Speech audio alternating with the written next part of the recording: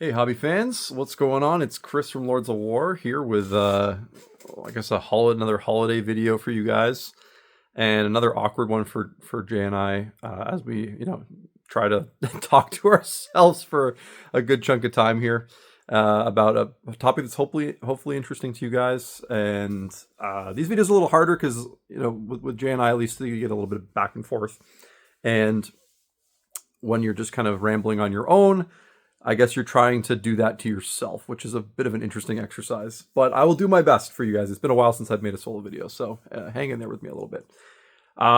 Today I wanted to talk about what the challenges sort of might be going into the new year for 2025 for basically like your brick and mortar retailer, like your friendly local hobby shop, whatever you want to call it, your Warhammer store, whatever.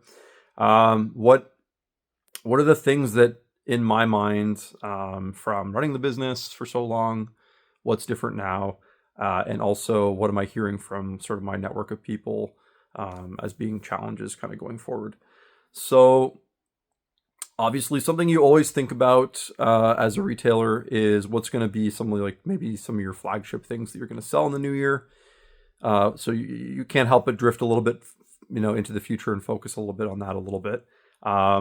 I would say in the last number of years, probably like the last 3 to 5 years, that's kind of shrunken down for us, I would say a little bit.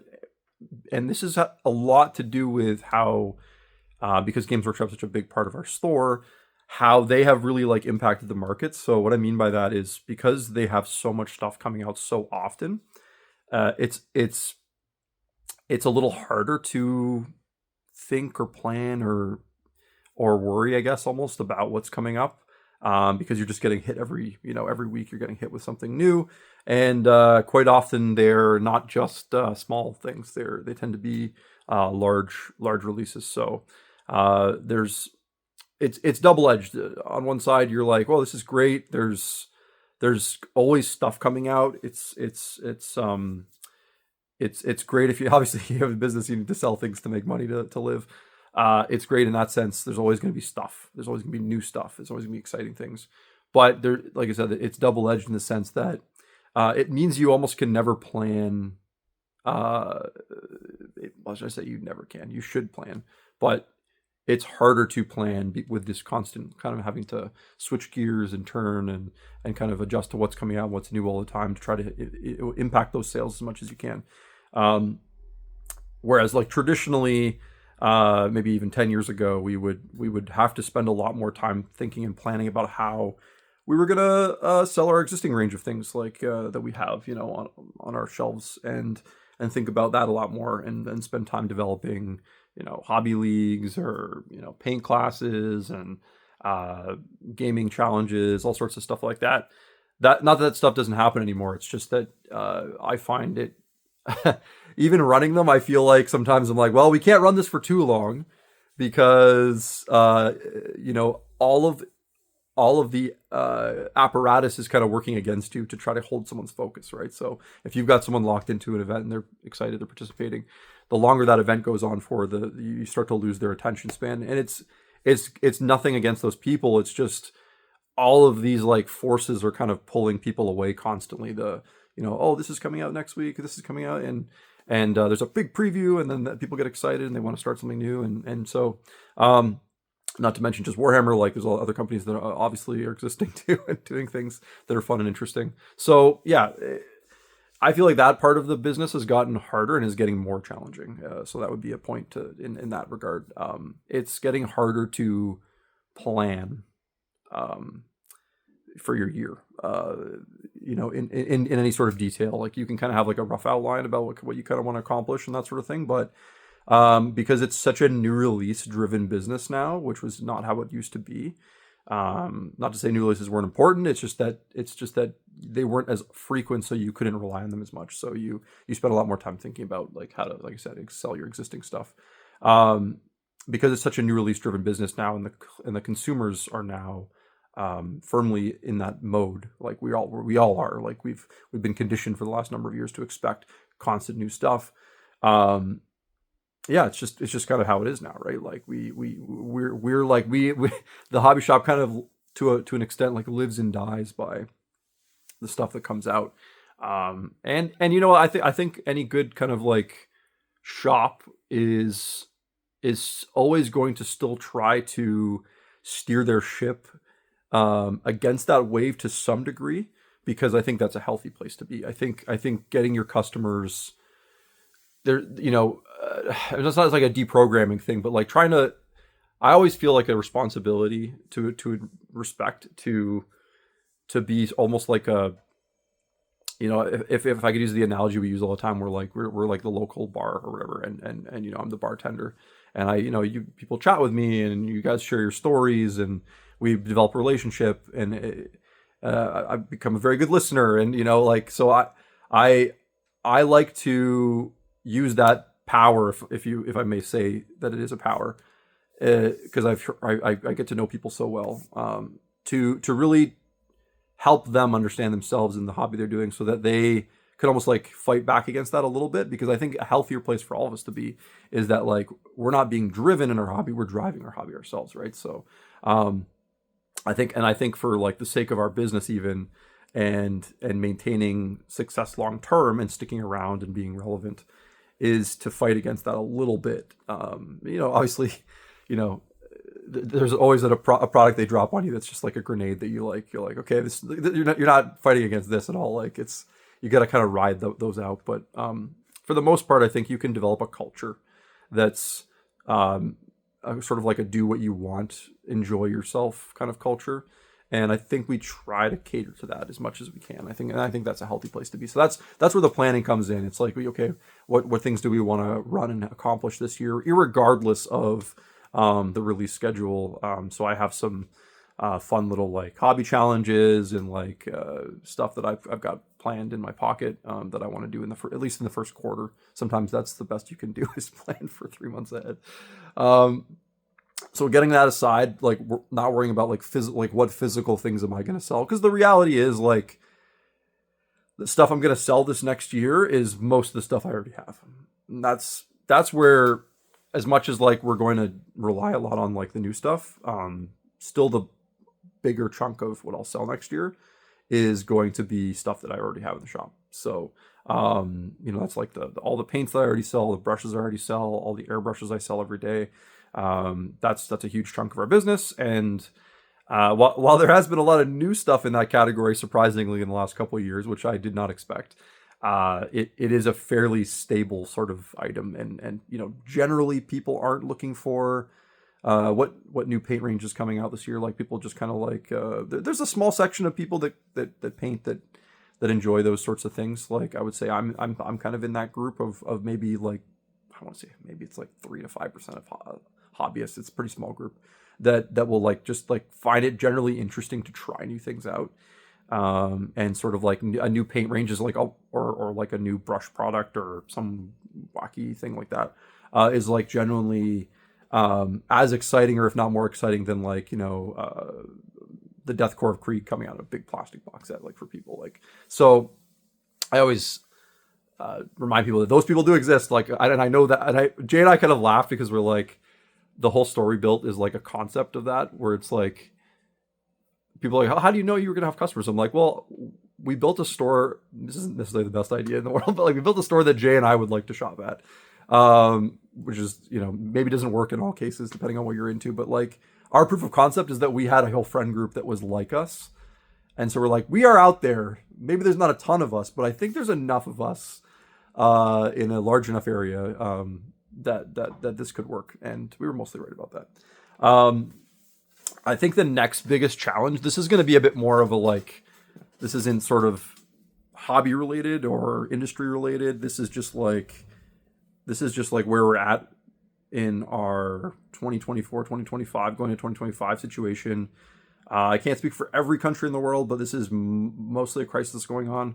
And it has to do with like rent and commercial rent specifically, but like, it's all in the same kind of sphere, like housing prices, rent, you know, land, essentially, like all constantly inflating. And I can't speak for every area, but the way it works here where we are is our rent is essentially not controlled. So there's no rent controls or any legislation that governs how much a landlord can charge.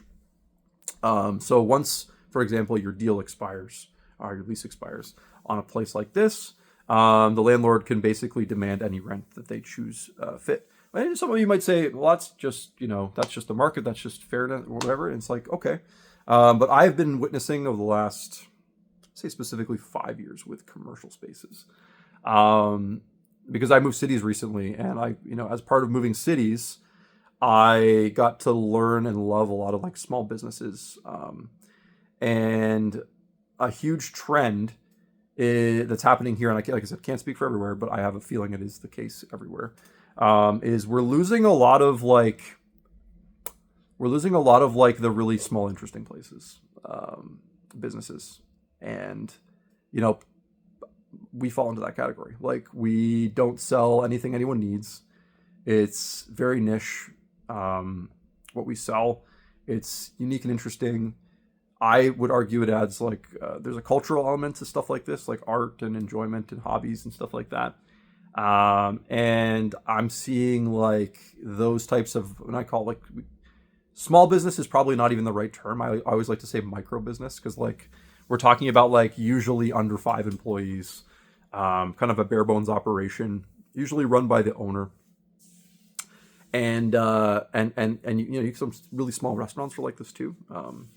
And it's super sad, but like a lot of businesses that I know that are viable businesses, and people may push back on that term a little bit, but like if the things they're doing are working while their rent is a certain price, and then their lease ends and the landlord turns around and wants double, for example, that turns it into not a legitimate, like it's not a viable business anymore, right? Because it's not like you can just double your revenue, or sometimes even doubling your revenue doesn't double your profit. But the levers are like not there, right? So we have this kind of system right now where things like rent are essentially like a guaranteed increase. So like you have like, you might even sign a lease contract that has like these build-ups built into it, like 3 to 5% a year, where your rent increases. And like there's just sometimes not enough business to, even if you're like a savvy business person, you're doing things pretty well, you're not necessarily going to grow 5% every year. That would be pretty impressive. Like, just to put that in like corporate terms, I remember when they were making like a big deal about how the Lego company had something like 10 to 15 years of straight growth, like without any losses, without any negative growth. So like they were in positive growth for that is like, and the reason it made such a big deal about it is because it literally just doesn't happen in business. Which I always found funny, like just a complete segue here, just going back to my Games Workshop days, about how the expectation for shop managers was always like, you got to be in growth all the time, basically. And if you weren't, there was problems, right? So, because it's a sales job. And but like I would always laugh, because I'm like, well, the expectation is that you're basically doing something that's not possible. And if it is possible, it's so nearly impossible, like that it's, like, is it reasonable to expect that from everybody, right? And that's where we're at. Like, in order to keep your take home and paying all your staff, whatever you have, whatever your operations are, like I said, generally with these micro businesses, it's like usually just an owner or two, and maybe an employee or two, right? In order to keep those wages and whatever you expect to make the same, you really have to like burn yourself to the ground. Like that's the only lever you have is, okay, if I have to make 5% extra a year, I'm other than just like, luck or whatever, maybe there's new products you can bring in, but that requires capital. Remember, that's got to come from somewhere. And now maybe you're borrowing, and now you're paying it. So there's a whole slippery slope there. But in order to like increase your revenue every year, there's only so many levers you can pull, right? You can be open longer. You can work more hours. That's usually the one, micro business people tend to pick. And that's usually why people run themselves into the ground. And these places tend to close because of these economic forces, where like landlords are guaranteed more money every year. But the business doesn't necessarily have the capacity or ability to make more money every year, right? So I guess it stems into a larger question of like, are these types of businesses something we want to have in our society? And if we do, we have to preserve them better. And just so not to make it a politics or an economics video, but that's just one thing I've noticed, that like generally commercial spaces aren't rent controlled, and that's been a big factor in a lot of places closing down. Because even if you could make the case for like 3% every year being a fair increase, that's not what's going on. A lot of the times it's like a 100% or a 200% increase. So that's overwhelmingly the biggest challenge for the brick and mortar shops in 2025, and has been for the last few years, is overcoming this.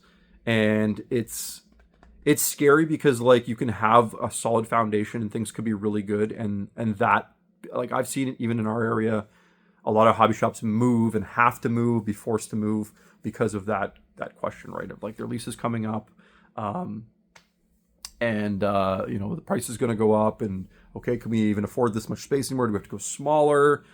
Now that we're going to pay more, do we look for a bigger space? And there's a lot of risk involved there, because as soon as you fix in your overheads, you're committing to paying that bill for 3, 5, 10 years, whatever you're locking in for.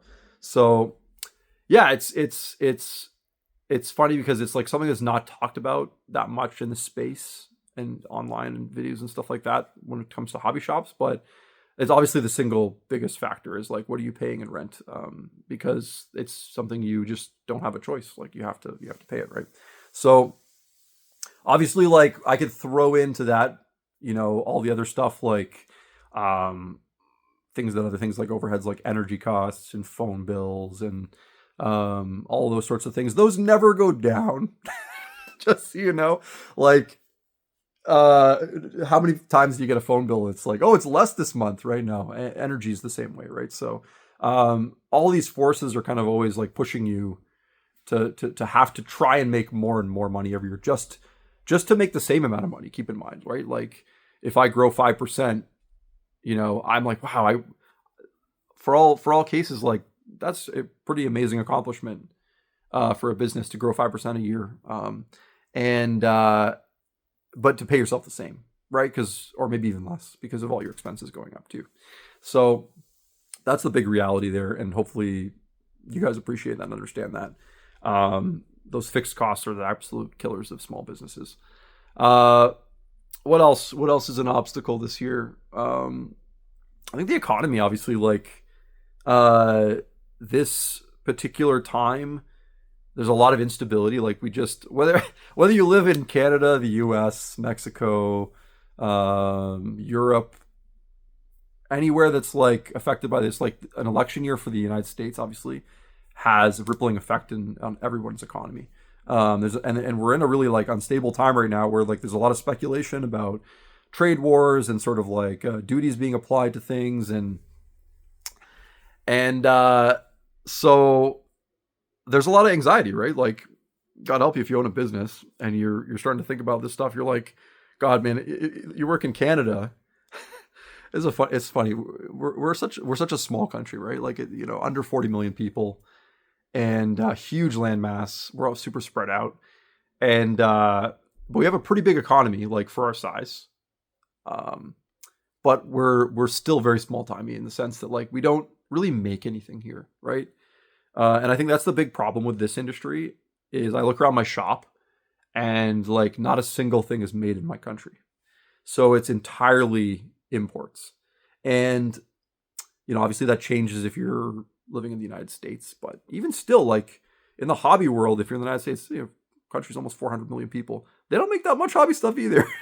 Right? Like all of the Warhammers like imported, like that might be changing now when they have their new rules come through. Like if there are some duties that are going to be applied to Warhammer from the UK, they may increase the manufacturing in the Memphis warehouse. We don't know. Well, that'll be something that'll be interesting. But even like when I look around my shop, I see Nottingham, UK. I see a ton of hobby supplies made in Spain. And Corvus Belli, Spain. Like most of the stuff in the store comes from Europe through the US or direct sometimes.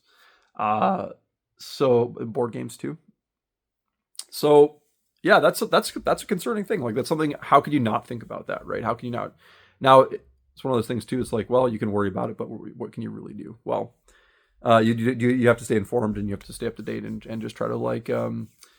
It's going to be a very wavy, probably first quarter of next year as we kind of like go through these things. We also just had this is very regional for Canada, so very boring for other people, but like we had a big like tax legislation thing happen, which affected our holiday tax. And that was another thing we had to navigate. So, but I mean, like, just for example, like that's something that happens everywhere all the time where like these little changes happen in government and you have to like now worry about this new legislation and how it affects your business. And of course, usually they're not handled very well and you have to like do a lot of digging and like maybe your accountant doesn't even know. So how am I supposed to know and all that sort of fun stuff. But well, those are probably the biggest challenges I can think of. Maybe I'll ask Jane. Maybe we'll have more to say on that. And maybe we'll do a follow-up video in a week or two when we get back together and do some of these two-player ones. So I hope you enjoyed my ramble for today. I tried my best to keep it interesting. And let me know in the comments if I succeeded or failed miserably. Maybe it's too. Yeah, this is the problem without Jay. It gets too economical, too political. That's me though, unfortunately. So I hope you enjoyed it. If you liked it, like and subscribe. We really appreciate it. Obviously, we do. If this is your first time coming and you stayed to the end, wow, look at you. You stayed for garbage time. Amazing. You can check out our videos. Most of the time, it's a much more interesting back and forth with myself and my business partner Jay. And those are the regular videos we put out 3 times a week. You can also support us on Patreon. We really appreciate it. We're building that up, and we're gonna do some interesting stuff in 2025 with that. Thank you very much for watching. Take care.